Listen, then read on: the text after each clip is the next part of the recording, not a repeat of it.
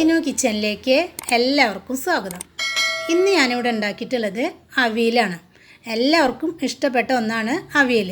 അപ്പോൾ വളരെ പെട്ടെന്ന് തന്നെ അതെങ്ങനെ ഉണ്ടാക്കിയെടുക്കാമെന്ന് നമുക്ക് വീഡിയോ ഒന്ന് കണ്ടു നോക്കിയാലോ. ഇതിനായിട്ട് ഞാൻ നീളത്തിലായിട്ട് കുറച്ച് പച്ചക്കറികളൊക്കെ നുറുക്കി വെച്ചിട്ടുണ്ട്. ഇതിലിപ്പോൾ ഞാൻ എടുത്തിട്ടുള്ളത് ചേന, പച്ച നേന്ത്രക്കായ, ക്യാരറ്റ്, മുരിങ്ങക്കായ, കുറച്ച് പച്ചപ്പയർ. ഏതൊക്കെ കഷ്ണങ്ങളാണ് കയ്യിലുള്ളത് വെച്ചെങ്കിൽ അതൊക്കെ ഇട്ട് കൊടുക്കാം. പിന്നെ കുറച്ച് കറിവേപ്പില. ഇതിനായിട്ട് ഞാനൊരു കടായി വെച്ചിട്ടുണ്ട്.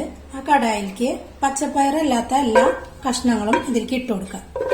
ഇതെല്ലാതും ഞാൻ നല്ലപോലെ തന്നെ കഴുകിയിട്ടാണ് വെച്ചിട്ടുള്ളത്. ഇനി ഇതിലേക്ക് ഒരു 1/4 ടീസ്പൂണ് മഞ്ഞൾപ്പൊടി ഇട്ട് കൊടുക്കാം. ഇനി ആവശ്യത്തിനുള്ള കറിവേപ്പില.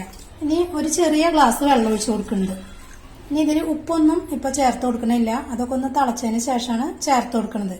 ഇനി ഇതൊന്ന് അടച്ചു വെച്ചിട്ട് ഒന്ന് തിളക്കട്ടെ. കഷ്ണങ്ങളൊക്കെ തിളയ്ക്കുന്ന സമയം കൊണ്ട് നമുക്ക് ഇതിലേക്കുള്ള തേങ്ങയൊക്കെ ഒന്ന് ചതച്ചെടുക്കാം. ഒരു വലിയ മുറി തേങ്ങ എടുത്തിട്ടുണ്ട്. 1/4 ടീസ്പൂണ് നല്ല ജീരകം, പാകത്തിനുള്ള ഉപ്പ്, ചുവന്നുള്ളി അരിഞ്ഞു വെച്ചിട്ടുണ്ട്. ഒരു 6 പച്ചമുളക്, പാകത്തിനുള്ള എരിവിനുള്ള പച്ചമുളകായിട്ട് എടുത്തിട്ടുണ്ട്. പിന്നെ ആവശ്യത്തിനുള്ള തൈര് എടുത്തിട്ടുണ്ട്.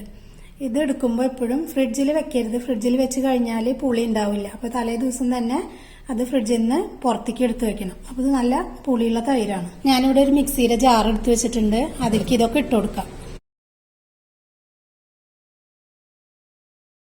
അപ്പം മുഴുവനായിട്ടും ഇട്ട് കൊടുത്തിട്ടുണ്ട്.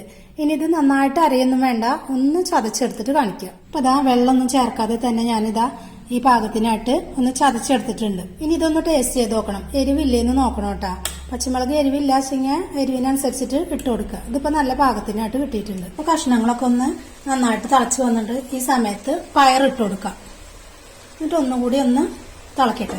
പയറിന് അധികം വേവില്ലാത്ത കാരണമാണ് പയർ ഒന്ന് തിളച്ചതിന് ശേഷം ഇട്ട് കൊടുക്കുന്നത്. അല്ലെങ്കിൽ നന്നായിട്ട് ഇങ്ങനെ വെന്ത് കുഴയും.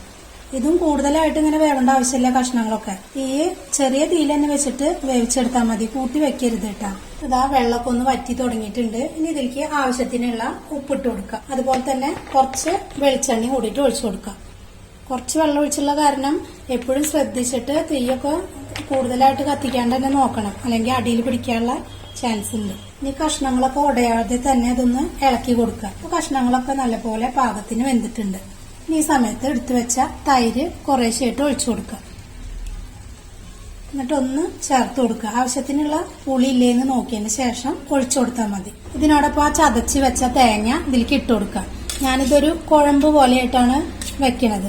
വെള്ളമില്ലാണ്ട് അവിയൽ വെക്കണം എന്നുണ്ടെങ്കിൽ അത് നന്നായിട്ട് കുറച്ച് വെള്ളം ഒഴിച്ച് വേവിച്ചതിന് ശേഷം മാറ്റിയെടുത്താൽ മതി. ഈ തേങ്ങ മുഴുവനും ഇതിലേക്ക് ഇട്ട് കൊടുക്കുക. ഇനി ഇത് കഷ്ണങ്ങളൊക്കെ ഉടയാതെ തന്നെ ഇതൊന്നും ഇങ്ങനെ ഇളക്കി കൊടുക്കുക. അപ്പൊ അതാ എല്ലാതും ഉപ്പും എരിവൊക്കെ നല്ല പാകത്തിനുണ്ട്. ഇനി കുറച്ച് കറിവേപ്പില ഇട്ട് കൊടുക്കുക. പച്ച വെളിച്ചെണ്ണയും കൂടിയിട്ട് ഒഴിച്ചു കൊടുക്കുക. ഇനി ഇതൊന്ന് ഇളക്കി കൊടുത്തതിന് ശേഷം സ്റ്റവ് ഓഫ് ആക്കുക. ഇപ്പൊ ദാ നമ്മളുടെ അവിയലൊക്കെ റെഡി ആയിട്ടുണ്ട്. ഇത് കാണുമ്പോൾ തന്നെ അറിയാം നല്ല ടേസ്റ്റിയാണ് ഇത് കഴിക്കാനായിട്ട്. അപ്പം നിങ്ങൾ ഇതുപോലെ ഉണ്ടാക്കിയിട്ടില്ലെങ്കിൽ എന്തായാലും ഒന്ന് ഉണ്ടാക്കി നോക്കുക. വീഡിയോ ഇഷ്ടമായാൽ ലൈക്ക് ചെയ്യുക, ഷെയർ ചെയ്യുക. സബ്സ്ക്രൈബ് ചെയ്യാത്തവരാണെങ്കിൽ ഒന്ന് സബ്സ്ക്രൈബ് ചെയ്യുക. താങ്ക്